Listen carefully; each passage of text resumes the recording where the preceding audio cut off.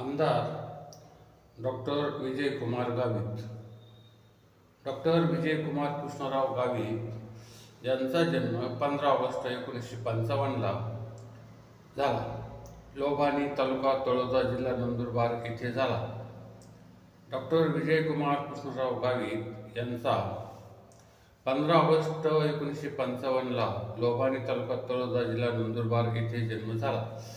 त्यांचं शिक्षण MBBS MD medicine हे असून त्यांना मराठी, हिंदी, इंग्रजी, बिल्ली व अहिराणी या भाषा येतात.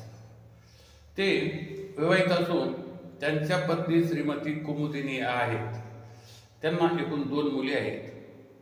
आणि नंदुरबार अनुसूचित जमाती नंदुरबार अनुसूचित जमाती जिल्हा नंदुरबार भारतीय जनता पक्षातर्फे ते 2019ला परत निवडून आलेले आहेत. आता त्यांचं जे सामाजिक कार्य आहे ते खूप मोठ्या प्रकारचं आहे. देव मोगरा शिक्षण संस्था नाटावत याचे ते 1993 पासून अध्यक्ष आहे. त्यानंतर गरीब विद्यार्थ्यांना मदत करण्यासाठी ते कायम प्रयत्नशील असतात. आरोग्यविषयक जागृती शिबिराचं ते आयोजन करत असतात. मराठवाडा विद्यापीठाच्या पुरुष व महिला संघाचे प्रशिक्षक म्हणूनही त्यांनी काम केले. अखिल भारतीय कबड्डी व बास्केटबॉल संघाच्या निवड समितीवर त्यांनी कार्य केले आणि विविध खेळांच्या आंतरविद्यापीठ संघाचं प्रतिनिधित्व त्यांनी केले. आदिवासी क्रीडा मंडळ नाटावत ते 1988ला अध्यक्ष होते. त्यानंतर मराठवाडा विद्यापीठ ऑफिसर्स कमिटी व वैद्यकीय शिक्षक निवड समितीचे ते सदस्य होते. आणि नंदुरबार जिल्हा निर्मितीसाठी त्यांनी विशेष प्रयत्न केले. सामाजिक संस्थांमार्फत व आदिवासी विकास प्रकल्पामार्फत आदिवासीच्या अडचणी सोडवण्यासाठी ते कायम प्रयत्नशील आहेत.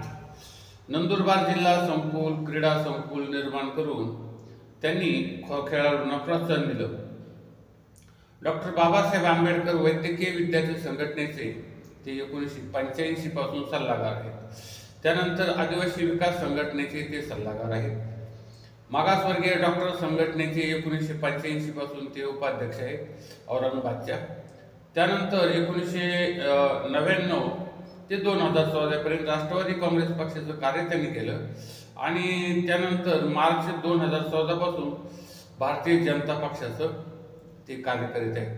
1995 ते 1999, 1999 ते 2004, 2004 ते 2009 आणि 2009 ते 2014 व 2014 ते 2019 असे महाराष्ट्र विधानसभेचे ते सदस्य राहिलेले आहेत 1995 पासून.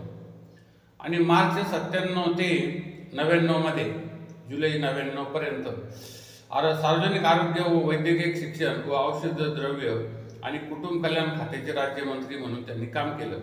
त्यानंतर मार्च 2001 ते जुलै 2002 सामान्य प्रशासन समाज कल्याण दारूबंदी प्रचाराच्या खात्यात त्यांनी राज्यमंत्री म्हणूनही काम केले. त्यानंतर 2 जुलै 2002 ते 2004 सामान्य प्रशासन माहिती व जनसंपर्क व व्यसनमुक्ती खात्याचे राज्यमंत्री म्हणून त्यांनी काम केले. जुलै 2004 ते ऑक्टोबर 2004 सामान्य प्रशासन माहिती जनसंपर्क आदिवासी विकास व सामाजिक न्याय भाटक्या विमुक्त जाती व इतर मागासवर्गीय कल्याण राजशिष्टाचार यासह ऑगस्ट 2004 पासून व्यसनमुक्त कार्य खात्याचे राज्यमंत्री म्हणून त्यांनी काम केलं. नोव्हेंबर 2004 ते ऑक्टोबर 2009 आदिवासी विकास खात्याचे मंत्री. नोव्हेंबर 2009 ते 19 मार्च 2014 वैद्यकीय शिक्षण फलोत्पादन व पर्यटनचे मंत्री खात्याचे 2009 ते 2011 आणि ऑक्टोबर 2019 मध्ये महाराष्ट्र विधानसभेत त्यांची परत फेरनिवड झाली. त्यांना कबड्डी, मैदानी खेळ, बास्केटबॉल व खो खो हे खेळ त्यांना अतिशय महत्त्वाचे आवडतात किंवा तो त्यांचा छंद आहे. त्यांचा पत्ता म्हणजे राहण्याचा घर विरल विहार कॉलनी, खोडाई माता रोड, नंदुरबार जिल्हा नंदुरबार येथे ते राहतात. 425 412. त्यानंतर मुक्काम पोस्ट नटावर तालुका नंदुरबार जिल्हा नंदुरबार येथे त्यांचं निवासस्थान आहे. आता 2019च्या निवडणुकीमध्ये 3 नंदुरबार अनुसूचित जमाती या निवडणुकीमध्ये एकूण मतदान झालं होतं 1,28,489 पैकी डॉक्टर विजयकुमार कृष्णराव गावित भारतीय जनता पक्षाचे त्यांना 1,21,600 इतकी मतं मिळाली.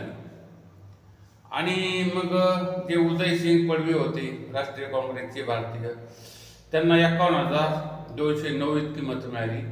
श्रीमती दीपा वळवे होत्या वंचित बहुजन आघाडीच्या, त्यांना 6,734 मतं मिळाली. नोटाला 3,529 मतं मिळाली. आणि आनंदा कोळी अपक्ष म्हणून होते, त्यांना 2,047 इतकी मतं मिळाली. आता ही जी मतं मिळाली त्यांना, तर एक फक्त विरोधकांना फक्त 60,000 इतकीच मतं मिळाली असं समजायचं. कारण त्यांना 1,21,000 इतकी मतं मिळालेली आहे 1,88,000 पैकी. आणि मग इतर सर्व जे पक्ष आहेत त्यांचे उमेदवार आहेत त्यांना फक्त सगळ्यांना 60,000. त्यामुळं आता ते अपक्ष उभे राहिले किंवा कसं उभे राहिले तर इथे त्यांचा विजय यावेळेस निश्चित असा मानला जातोय. पण इथं एक शक्यता लक्षात येते की आता या मतदारसंघामध्ये 3 पक्षाचे 3 लोक झालेले आहेत. एक भारतीय जनता पक्षाला 2 पक्ष येऊन मिळालेले आहेत, एक राष्ट्रवादीचा गट आणि दुसरा एक शिवसेनेचा गट. त्यामुळे हे लोक किती आणि कशा पद्धतीने काम करतात, कारण एकत्र काम केलं, कारण पूर्वीचं आणि आताचं या निवडणुकीमध्ये फार मोठा फरक होणार आहे. पण हे डॉक्टर गावित हे निवडून येतील ही शक्यता आहे.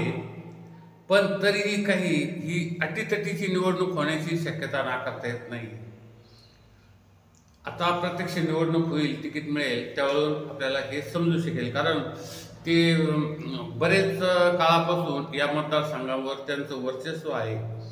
त्यामुळं कदाचित यावेळी देखील त्यांचा निवडून येण्याची शक्यता असली तरी अटीतटीची होण्याची शक्यता आहे. आमचं ATM न्यू वर्ल्ड चॅनल हे संपूर्ण मराठी लोक बघत असतात लाखोच्या संख्येने.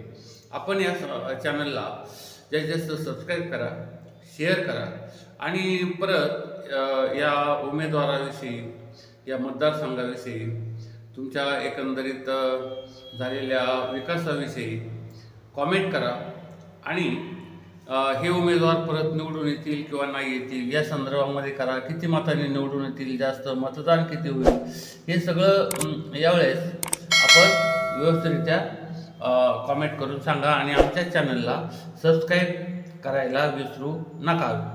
तर जास्तीत जास्त सबस्क्राईब करा.